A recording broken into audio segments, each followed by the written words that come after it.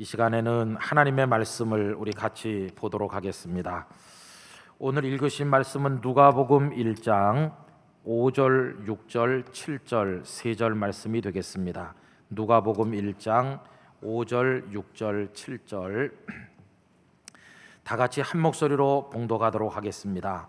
유대 왕 헤롯 때에 아비야 반열에 제사장 한 사람이 있었으니 이름은 사가랴요 그의 아내는 아론의 자손이니 이름은 엘리사벳이라.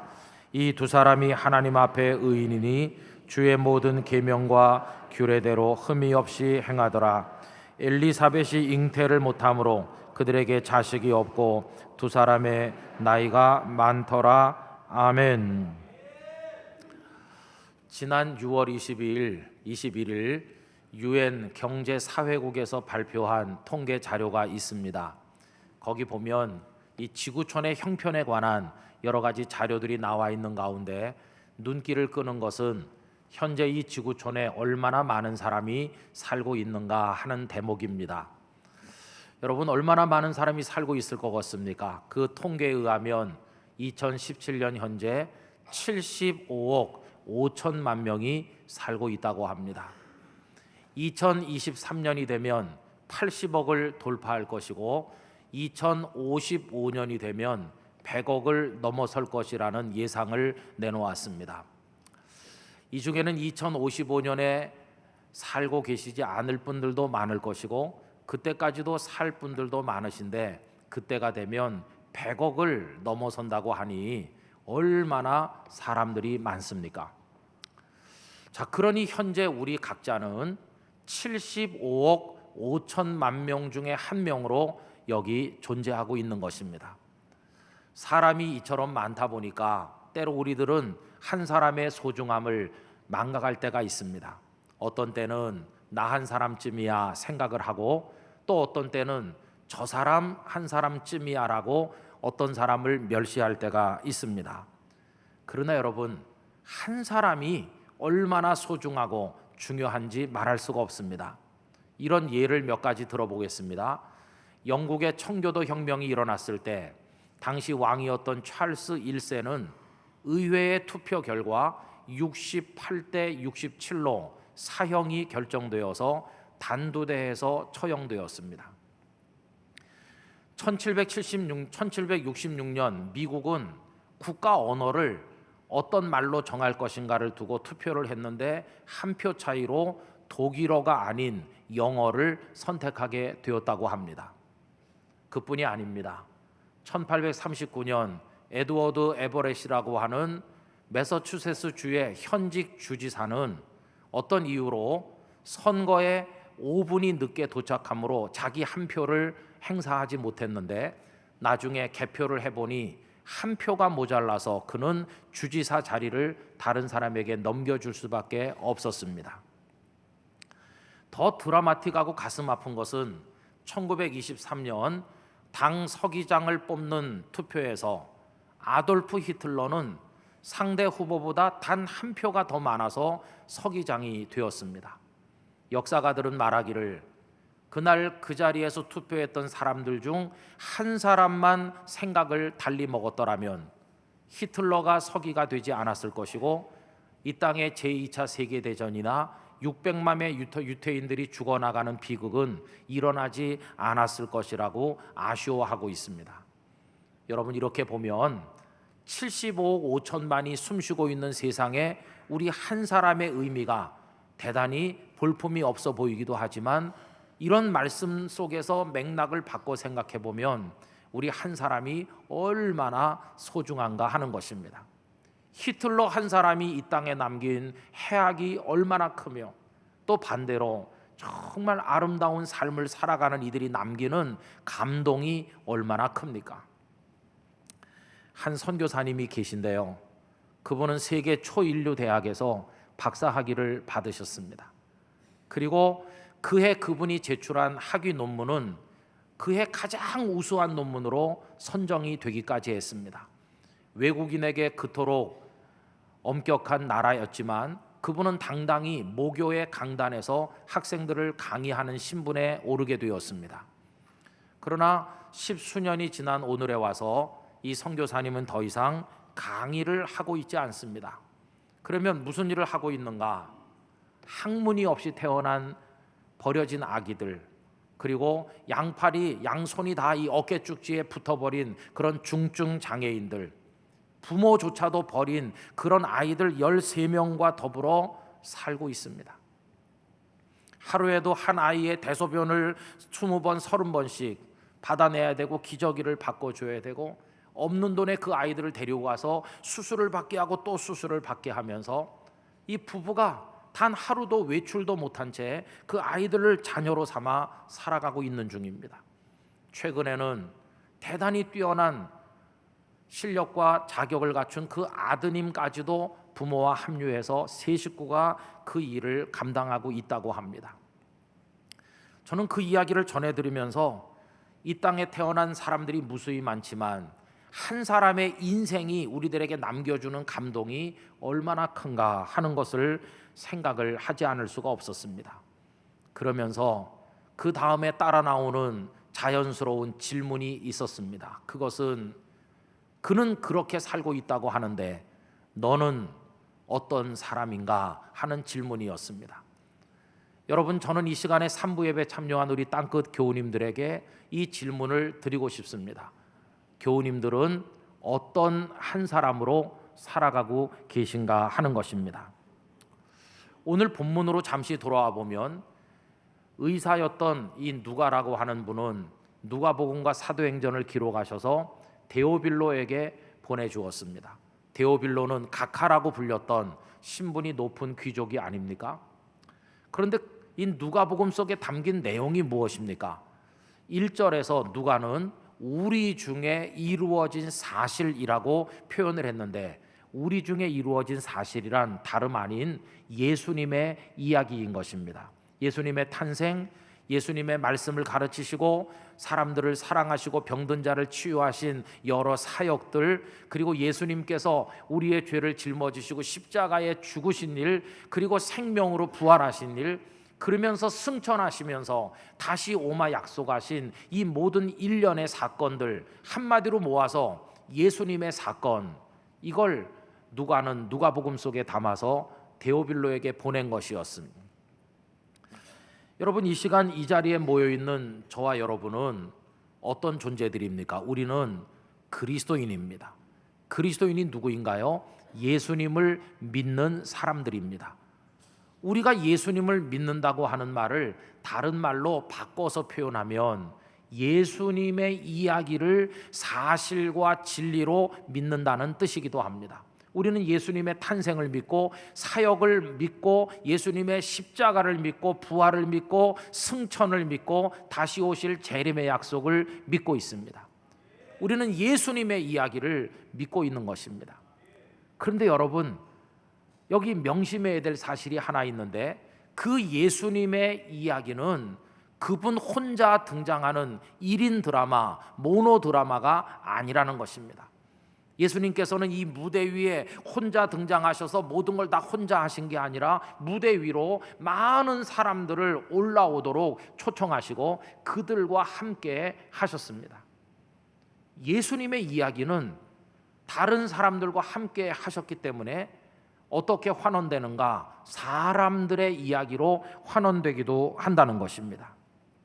여러분, 예수님의 이야기가 사람의 이야기가 되는 이유는 그분이 이 땅에 오신 목적이 사람에게 있기 때문입니다. 예수님께서는 사람들을 위해서 오셨습니다. 바꿔 말하면 우리를 위해서 오셨습니다.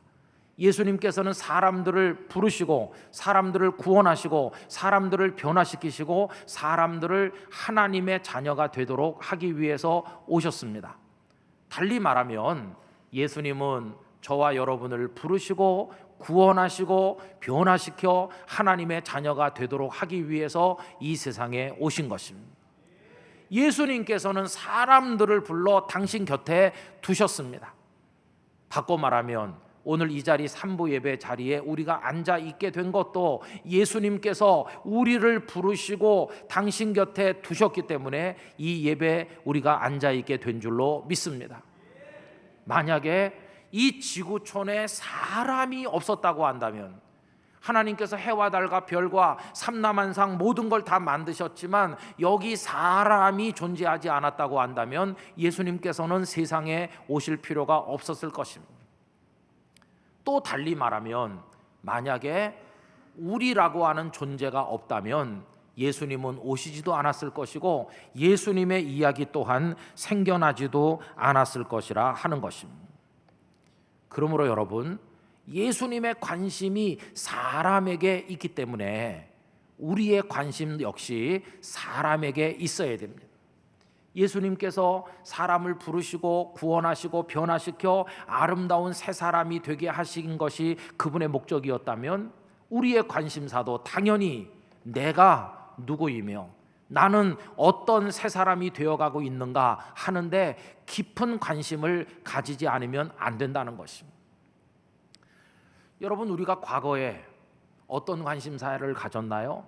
우리의 주된 관심사는 소유에 있었습니다. 유명하게 되는 데 있었습니다. 세상의 쾌락과 모든 걸 욕망에 따라 즐기는데 우리의 관심이 집중돼 있었습니다. 그러나 믿음의 삶을 살게 되고 예수님의 사람으로 성숙해 가면서 우리의 관심사가 서서히 이동을 하는데 이제 우리의 관심은 어떻게 하면 예수님이 원하시는 새 사람이 되어갈 수 있을 것인가?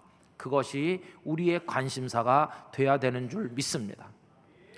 그래서 여러분, 우리가 끊임없이 질문해야 될 질문이 있어요. 하나는, 하나님, 저는 어떤 사람입니까? 또 하나는, 하나님, 지금 저는 어떤 사람으로 만들어져 가고 성숙해 가는 중입니까? 이 질문을 밤낮 없이 계속하지 않으면 안 된다는 것입니다. 여러분, 예수님께서 우리를 목표로 삼아 오셨다면 이제 우리의 관심사는 우리가 예수님이 원하시는 그 한 사람이 되는데 우리의 마음이 모아져 있어야 될 줄로 믿습니다. 예수님이 원하는 한 사람이 되어가는 데 있어서는 부자인지 가난한지 건강한지 병약한지 유명한지 무명한지 뭐 이런 것들은 그다지 중요한 게 아닙니다. 그가 언제나 주님 앞에서 나는 어떤 사람인가 하는 것을 얼마나 골똘히 생각하며 그 일을 위해 영적 에너지를 집중하는지, 그래서 그걸 위해 몸부림치며 성령 하나님의 도우심을 구하며 사는지, 그것만이 중요할 따름인 것입니다. 오늘 읽은 1장 5절 이하의 말씀은 한 사람의 이야기에서 출발이 되고 있습니다. 여러분, 본문 5절 앞부분을 보십시오.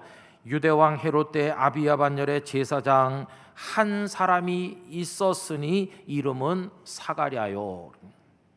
제사장 한 사람을 이야기하죠. 그리고 이 본문이 주목하는 대상은 사가랴라는 이름을 가진 어떤 사람이었습니다. 여러분, 이 구조는 오늘 우리의 이야기로 그대로 바뀔 수 있습니다. 이렇게요, 2017년도에 부산에 김운성이란 목사가 한 사람 있었다고, 이렇게요. 또 여러분들에게 맞춰서 한다면 2017년 이 부산에 김아무개, 박아무개, 최아무개, 무슨 아무개라 불리는 한 사람이 어느 회사에 어떤 학교에 선생님으로 직원으로 있었다고. 우리는 그런 한 사람 한 사람으로 지금 여기 존재하고 있다고 하는 것입니다. 여러분, 그럼 우리는 어떤 사람으로 존재합니까? 여기 사가랴 한 사람의 이야기는 그 다음에 보면 두 사람의 이야기로 확장되는 걸 보게 됩니다. 한 사람은 반드시 두 사람의 이야기로, 두 사람은 10사람, 100사람의 이야기로 확장되도록 되어 있습니다. 아담 한 사람이 존재하니까 그 옆에 하와가 등장해 두 사람의 이야기가 된 것과 똑같습니다. 오늘 사가랴에게서 시작된 이야기는 5절 후반부에서 한 사람이 더 등장하는 이야기로 바뀌죠. 5절 후반부를 보십시오. 그의 아내는 아론의 자손이니 이름은 엘리사벳이라. 또 한 사람 등장했어요. 그리고 6절로 넘어가면 어떻게 시작이 됩니까? 이 두 사람이 이렇게 바뀌었어요. 한 사람은 두 사람이 되고 두 사람은 10명, 100명, 1000명으로 쫙 이렇게 확장돼 나가는데 그 최초의 한 사람이 그 다음 많은 사람에게 어떤 향기를 불어넣어주고 어떤 감동을 주고 어떤 영향을 주는가, 이건 너무나도 중요한 것입니다. 어떤 한 사람은 그 다음 많은 사람들에게 고통을 안겨줍니다. 그러나 어떤 한 사람은 그 다음 많은 사람, 자손일 수도 있고 친구일 수도 있고 후배일 수도 있는 많은 사람들에게 말할 수 없는 자부심과 긍지를 주기도 한다는 것입니다. 예를 들어서 아브라함 한 사람을 생각해 보세요. 아브라함 한 사람은 그 후대 많은 이스라엘 백성들에게 말로 다 알 수 없는 자부심을 불어넣었습니다. 이스라엘 사람들은 언제나 말합니다. 우리는 아브라함의 자손이라고. 얼마나 긍지의 이야기입니까? 아브라함 한 사람이 그 후손 모두에게 끼친 영향력이라고 하는 것은 이루 다 말할 수가 없는 것입니다. 교우 여러분, 그런 의미에서 75억 5천만 명 중에 한 명으로 존재하는 나, 이건 나로서 끝나는 것이 아니라 내 다음에 또 한 사람 10명, 100명, 1000명으로 확장돼 내려갈 많은 이들에게 영향을 미치게 되는 대단히 중요한 한 사람으로 우리가 여기 있다는 사실을 결코 잊어서는 안 될 것입니다. 저는 우리 땅끝교회 교우 한 분 한 분이 하나님 앞에 귀한 분이 되시기를 축복합니다. 그리고 후대 많은 사람들에게 거룩한 자긍심을 가지게 만드는 귀한 한 분 한 분이 되시기를 예수님의 이름으로 축복합니다. 그렇다고 한다면 오늘 본문에 등장하는 한 사람 사가랴, 또 한 사람 그의 아내 엘리사벳은 어떤 삶의 드라마를 만들어 간 것일까요? 여러분, 이분들은 나중에 세례 요한을 낳게 되므로 이분들은 예수님의 이야기 속으로 결부되게 됩니다. 요한이 예수님의 길잡이로 이 땅에 탄생했기 때문에 그 부모인 사가랴와 엘리사벳도 예수님의 이야기와 연결고리를 가지게 되는 것입니다. 그런데 이분들의 환경은 그렇게 좋은 것은 아니었습니다. 여러분, 오늘 본문은 사가랴에 대해서 뭐라고 얘기합니까? 그는 아비야 반열의 제사장이었다, 이렇게 말합니다. 아비야 반열이라는 말이 무슨 뜻일까요? 오래전에 다윗 왕은 모든 제사장들을 다 모아서 조편성을 했습니다. 그 조가 24개입니다. 그리고는 그 조의 이름을 우두머리 되는 사람의 이름으로 부르고 그걸 반차, 반열 이렇게 불렀는데 그 중에 한 사람이 아비야라는 사람이었습니다. 그렇게 가지고 긴 세월 내려오는 동안에 이 사가랴도 아비야 반열 속에 한 명으로 포함되게 된 것이었습니다. 그럼 여러분, 사가랴라는 이름을 가지고 살아갔던 한 제사장이 그 당시에 가지는 비중, 중요성은 어느 정도나 되는 것일까요?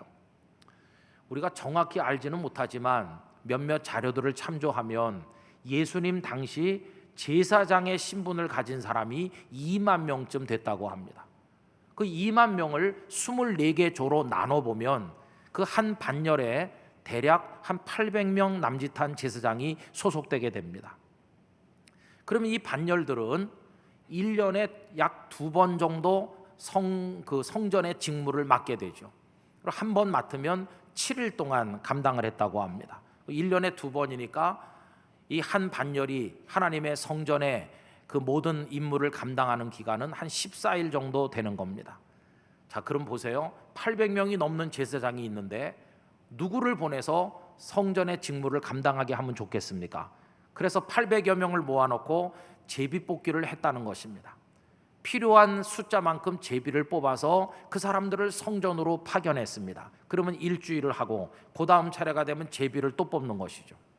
이렇게 하다 보니까 제사장임에도 불구하고 평생 가도 이 제비뽑기에 뽑히지 않으면 한 번도 성막의 성소에 가서 성전에서 직무를 감당하지 못하는 사람들도 생기지 않았겠어요? 그러면 나머지 시간에는 나머지 제사장들은 뭘 했을까요? 소위 바깥의 일이라는 걸 했는데, 바깥의 일은 때때로 사람들에게 율법을 가르치기도 하고 혹은 분쟁을 가지고 찾아오는 사람들의 문제를 조정하기도 하고 재판을 해주는 역할 따위를 바깥의 일이라고 불렀다는 것입니다. 보세요. 사가랴 제사장 한 사람이 없어진다고 해서 하나님의 성전이 마비되는 게 결코 아니었습니다. 사가랴가 없다고 해서 사람들이 제사를 못 드리거나 성전이 완전히 그날로 멈춰 서는 게 아니었다는 것입니다. 왜요? 그는 많은 제사장 중에 한 사람일 뿐이었으니까. 흔하디 흔한 제사장들 중에 한 명일 뿐이었으니까. 그의 중요성이라고 하는 것은 아무것도 없어요. 아무도 그를 귀중하게 여기거나 사가랴 제사장이 안 계시면 아무것도 못한다 이렇게 생각하지 않았습니다. 사가랴 한 사람 정도 없어도 성전은 잘 돌아갔다는 걸 우리가 알 수 있다는 것입니다. 무슨 얘기입니까? 그의 존재의 중요성이라고 하는 건 그다지 높게 평가되지 않는 그런 상황에 있었다는 것입니다. 또 이들의 상황이 보잘것없었다는 걸, 고통스러웠다는 걸 보여주는 얘기는요, 없다고 하는 것입니다. 여러분, 그들에게는 뭐가 없었나? 자녀가 없었는데 7절을 보세요. 엘리사벳이 잉태를 못함으로 그들에게 자식이 없고, 이 세상을 살면서 가장 고통스러운 단어 중에 하나, 없다는 것입니다. 돈이 없어요. 건강이 없어요. 자식이 없어요. 친구가 없어요. 뭐가 없어요. 이 없다는 단어가 가져다 주는 고통, 이건 굉장히 큰 것입니다. 엘리사벳과 사가랴에게는 자녀가 없었습니다. 그 고통은 이들의 마음에 평생 부담이 되었을 것입니다. 그런데 오늘 본문은 이 자녀가 없는 아픔 위에다가 대못까지 받고 있어요. 뭐라고 합니까? 없을 뿐만 아니라 두 사람의 나이가 많더라. 여러분, 만약에 이 두 분이 이제 20대 후반이나 30대 초반이었다면 지금은 자녀가 없어도 내일은 있을 수가 있는데, 나이가 많더라, 이 말로 인해서 모든 희망은 완전히 사라지고 마는 것입니다. 무슨 삶의 기쁨이 있었겠어요? 서로 조글조글 늙어가는 얼굴을 마주보며 평생을 함께하는 이 두 사람에게 무슨 삶의 소망이 있었겠어요? 누가 알아주기를 해요? 무슨 돋보이는 유명세를 타는 인물이길 해요? 집에 자녀가 있어서 후손이 이어지기를 해요? 이 둘은 이름 없는 무명의 제사장으로서 그저 자신들의 삶을 지탱해 나갈 뿐이었어요. 얼마나 답답하고 얼마나 외롭고 힘든 인생을 이들이 살았을까 하는 것을 짐작할 수 있지 않습니까? 그런데 여러분 보세요. 이 둘은 그래서 자신들의 한 사람 한 사람으로서의 삶을 포기했느냐? 결코 그렇지 않습니다. 오늘 성경 말씀은 이들의 삶이 그런 조건에 있었음에도 불구하고 아름다운 한 사람으로 이 땅에 존재했음을 보여주고 있는 것입니다. 이들은 어떤 사람이었나요?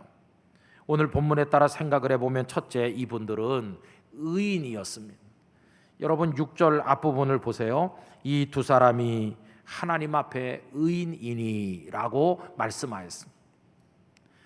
나중에 우리의 인생이 마무리될 무렵에 사람들은 여러 가지 표현으로 우리의 삶을 평가할 것입니다. 아, 그분은 성격이 참 좋은 분이었어요. 아주 재미난 분이었어요. 멋지게 살았죠. 하고 싶은 거 다 해보고 살았을 거예요. 아, 그분 정말 대단히 재주가 뛰어나요. 뭐 이런 여러 가지 이야기가 있을 것입니다만 최고의 평가가 뭘까요? 아, 그분 의인이었어요. 여러분, 성경 속에서 의인은 놀라운 표현입니다. 왜요? 의인은 믿음으로 구원받은 사람을 가리키기 때문인 것입니다. 왜요? 의인은 하나님께서 인정하는 사람이기 때문인 것이. 시편 1편 6절 화면을 보면서 다 같이 읽어보실까요? 무릇 의인들의 길은 여호와께서 인정하시나 악인들의 길은 망하리로다. 아멘. 의인으로 사는 그들의 인생은 하나님께서 인정하신다. 악이 가득한 세상, 악인이 판치는 세상에서 의인 한 사람으로 살아가는 것은 때로는 너무도 힘들고 고단하고 답답하고 손해를 보고 바보 같은 일일지 모르지만 그 사람의 인생이 끝났을 때 그 사람 의인이었다. 할렐루야. 우리 땅끝교회 성도들이 그런 평가를 받게 되시기를 원하는 것입니다. 두 번째로 이분들은 의인의 삶을 어떻게 만들어 나갔느냐? 주님의 계명과 규례대로 흠이 없이 행하였다고 말씀합니다. 6절 후반부를 보세요. 주의 모든 계명과 규례대로 흠이 없이 행하더라 말씀을 하였죠. 여러분, 이분들은 로마의 법령보다, 황제의 명령보다, 그 당시 유행하던 생활 패턴보다도 무엇을 삶의 근거로 우선시했는가? 하나님의 말씀이었습니다. 주님의 계명과 규례를 따라 자신들의 인생을 만들어 나간 분들이었습니다. 그런 의미에서 이분들은 진실로 경건한 의인이었습니다.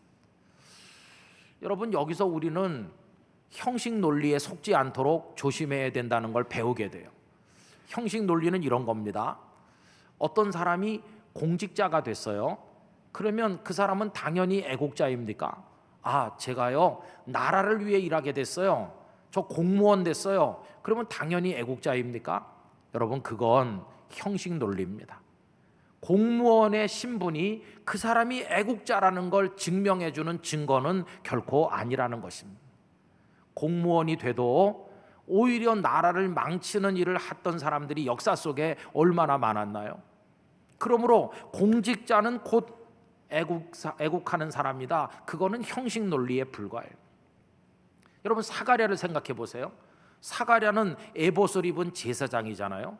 제사장은 다 하나님을 잘 믿고 경건합니까? 그건 형식 논리일 뿐이에요. 제사장들 중에도 경건하기는커녕 타락하고 하나님을 잘 믿기는커녕 부패된 사람 너무너무 많습니다. 예를 들면 구약시대 엘리 제사장을 보세요. 실로의 성막의 최고 어른이고 모든 백성들이 존경하는 화려한 옷을 걸친 제사장이었지만 엘리는 하나님의 진노를 받고 버림받았습니다. 그의 에봇이 그가 하나님이 사랑하는 제사장이라는 것을 결코 증명해 주지 못했고 오히려 더 수치스러웠습니다. 그런데 사가랴가 하나님 앞에 경건하고 의인이고 믿음의 사람임이 제사장이기 때문입니까? 아니라는 것이에요. 그럼 어떻게 그는 의인이라 평가받느냐? 제사장이기 때문이 아니라 그 부부가 하나님의 규례와 계명대로 살았기 때문에 의인이라는 거예요. 형식적 의인이 아닌 실질적 의인이었다는 것이. 교우 여러분, 이 원리를 우리 자신에게 접목시키기를 원합니다. 제가 목사 아닙니까? 목사니까 믿음이 좋고 목사니까 경건하겠지. 이거는 형식 논리일 뿐이에요. 아무리 목사 안수를 받고 장로, 권사, 집사가 된다 할지라도 그렇기 때문에 경건한 건 절대로 아니에요. 그런 의미에서 저는 우리 땅끝교회 교우들이 이 껍데기 원리에 속는 분이 한 분도 없게 되기를 원합니다. 중요한 게 뭘까요? 마음으로부터 하나님을 사랑하고 하나님의 계명과 규례를 실제적으로 준행하고 살아서 그 경건이 참된 경건이 될 때 그게 하나님 앞에 진정한 의인이 되는 길이라고 하는 것입니다. 여러분, 그런 삶에 도전하게 되시기를 주님의 이름으로 부탁합니다. 뿐만 아니라 세 번째 얘기를 해보면 이분들은 분봉왕 헤롯이나 로마 황제 앞에서 의인이 아니라 하나님 앞에 의인이었어요. 여러분, 우리는 지금 하나님 앞에 있습니다. 저는 우리 교우님들이 언제나 그것을 명심하셨으면 좋겠습니다. 다시 말씀드리지만 우리들은 하나님 앞에 있습니다. 아까 그 선교사님 가정을 얘기했죠. 아이들 대소변을 받아내고 병원에 데려가고 그리고 너무 돈이 없어서 그 아이들이 거처할 곳을 만들어야 되는데 남이 버린 낡은 문짝을 가져다 붙이면서 손수 망치질을 해가지고 거처를 꾸미고 할 때 그건 누구에게 보이기 위한 겁니까? 누구의 훈장을 기대하고 사람들의 박수를 원해서입니까? 얼마든지 편하게 잘 살 수 있는 그 모든 걸 포기하고 그 일을 할 때 누구를 의식해서 그렇게 하는 것입니까? 여러분, 그 선교사님 가족들은 단 한 분 하나님 앞에 있음을 알 뿐인 것입니다. 우리는 하나님 앞에 있어. 하나님께서 우리를 보시고 하나님의 눈앞에서 믿음의 사람으로 하나님을 사랑하는 사람으로 존재한다면 그것으로 충분하다. 이 생각이 그분들로 하여금 그 삶을 지켜나가도록 만들고 있는 것입니다. 사가랴와 엘리사벳도 그러하였습니다. 여러분, 그분들은 하나님 앞에 의인이었습니다. 저는 우리 땅끝교회 성도님들께서 어떤 세상의 권력자, 우리를 향해 박수를 보내는 사람들, 나를 기대의 눈빛으로 바라보는 어떤 누구 앞에서 어떤 사람으로가 아니라 하나님 앞에서 믿음의 사람으로, 하나님 앞에서 참 그리스도인으로 하나님 앞에서 아름답게 사는 성도로 존재하게 되기를 간절히 원합니다. 세월은 쌀같이 빨라서 우리가 하반기를 맞이한다는 이야기를 한 지가 바로 어제 같은데 오늘이 벌써 4번째 주일이 지나고 있습니다. 지금 이 순간에도 75억 5천만 명이 한 사람 한 사람으로 자기의 인생 드라마를 써내려가고 있습니다. 여러분, 우리는 어떤 사람이며 어떤 사람이 되어가고 있으며 어떤 인생의 드라마를 만들어가고 있는지 질문을 해야 될 것입니다. 간절히 바라기는 우리 땅끝 교우들은 예수님의 이야기가 곧 나의 이야기다 이렇게 말할 수 있는 삶을 살게 되시기를 바랍니다. 그건 뭘 말하는 것일까요? 이런 것이죠. 홍길동 씨를 아세요?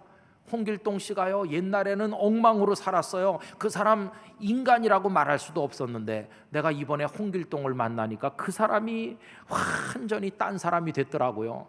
그래서 어떻게 그렇게 됐는지 내가 알아봤죠. 그랬더니 그 사람이 예수님을 믿게 됐대요. 예수님이 그를 그렇게 만들고 그가 예수님 안에서 변했더라고요.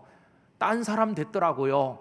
이렇게 누군가가 말한다면 예수님의 탄생, 사역, 십자가, 부활, 승천, 이 예수님의 이야기가 홍길동이라는 사람의 이야기 속으로 뚫고 들어가 그 사람을 변화시켜 새 사람이 된 것이니까 예수님의 이야기가 홍길동의 이야기, 홍길동의 이야기 속에서 예수님이 하신 예수님의 이야기를 들여다보게 되는 게 아니겠습니까? 여러분, 그런 의미에서 예수님의 이야기가 내 이야기가 되고 내 이야기 속에서 예수님의 이야기를 발견하게 되는 그런 인생 드라마를 우리 모두가 써내려갈 수 있기를 간절히 원하는 것입니다. 그렇게 될 때 누가가 고백하는 것처럼 우리 중에 이루어진 사실, 예수님의 사건이 저와 여러분 속에 이루어지는 사실이 될 줄로 믿습니다. 저는 우리 교우들이 힘들게 사는 분 많다는 거 알고 있습니다. 여기 사가랴와 엘리사벳이 나이 많아 늙었는데 자식도 없고 수많은 흔하디 흔한 제사장들 중에 한 명으로 누가 알아주지도 않고 그렇게 힘든 상황 속에 살았던 것처럼 우리 교우님들 중에도 힘들게 사는 분들이 있습니다. 잠시 후에 부를 찬양 가사처럼 망망한 바다 위에 떠있는 이력 편주와 같은 분도 있고 어쩐 분은 또 빈들이나 사막에 숨이 막히고 목이 마른 상황에 계신 분들도 있을 것입니다. 그러나 여러분, 중요한 본질은 내가 얼마나 넉넉하고 유명하고 성공했는가, 그런 게 본질이 아니라 어떤 상황에 어디에 있든지 우리가 머무는 그곳에서 한 사람, 예수님이 원하는 사람으로 만들어져 가는 것뿐인 것입니다. 그 삶을 엮어내는데 성공할 수 있는 여러분들이 되시기를 축복합니다.